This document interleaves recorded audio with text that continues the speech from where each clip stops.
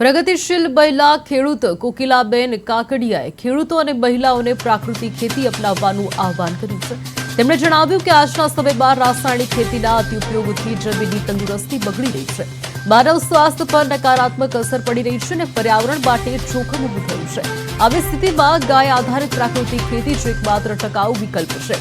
કોકિલાબેન કાકડિયાની પાસે કુલ 150 વીઘા જમીન છે, જેમાંથી 40 વીઘા વિસ્તારમાં તેઓ પ્રાકૃતિક બાગાયત ખેતી કરે છે। આવા કહી શકાય કે આંબા, ચીકુ સહિતના પાકોનું સફળ વાવેતર કરવામાં આવ્યું છે। 1 વીઘા વિસ્તારમાં ફૂલોની ખેતી અને અન્ય ભાગમાં ઘાસચારાનું વાવેતર પણ કરવામાં આવે છે। ખેતરમાં રહેલા 8 પશુઓના ગૌમૂત્ર અને ગોબરનો ઉપયોગ ખેતીમાં થાય છે, જે પ્રાકૃતિક ખેતીનો આધાર સ્તંભ છે। તેમણે ભારપૂર્વક કહ્યું કે જો પ્રાકૃતિક ખેતી નહીં કરવામાં આવે તો રોગો વધશે અને માનવ જીવન જોખમમાં પડશે। ગાય આધારિત પ્રાકૃતિક ખેતી અપનાવશો તો જમીન પણ બચશે અને આપણું સ્વાસ્થ્ય પણ સુરક્ષિત રહેશે।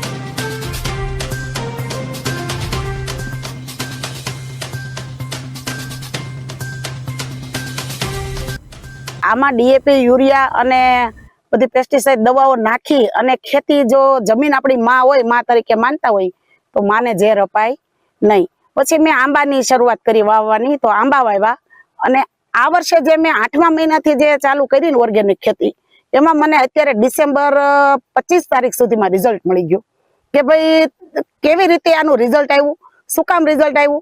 પાંદડા કેવા નીકળ્યા, કોળામણના 1.25 ફૂટના પત્તા નીકળ્યા અને આખું પ્રાકૃતિક સાથે જોડાઈને મેં ખેતીનો અભિગમ ઉપાડ્યો છે।